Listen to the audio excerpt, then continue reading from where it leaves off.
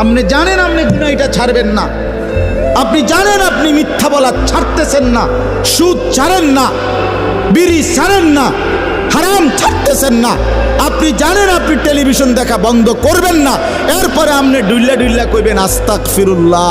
কি আস্তাগফিরুল্লাহ কইলেন? কারে কইলেন? এই মিথ্যাবাদী! আল্লাহ যদি মুখের উপরে বলে এই বাটপার, তুই কারে বললি আস্তাগফিরুল্লাহ? তোর কলজাটা আমি চিনি না? কথা বলেন।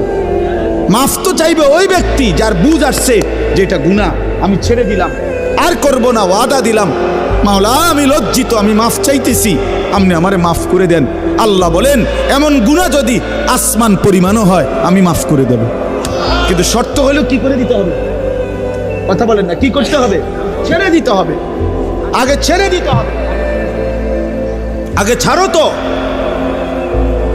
আর করবা না। বলো একাকী হলে একাকী বলো, রাত গভীরে বলো। আল্লাহ বলেন ইন আতাইতানি লাইলান আতাইতুকা লাইলান, বান্দা তুমি যদি আমার কাছে রাতে আসো গুনাহ নিয়া মাগফিরাতের জন্য, আমি রহমত আর মাগফিরাত নিয়া আমি আল্লাহ রাত গভীরেই আসবো, রাতের অন্ধকারে আসবো।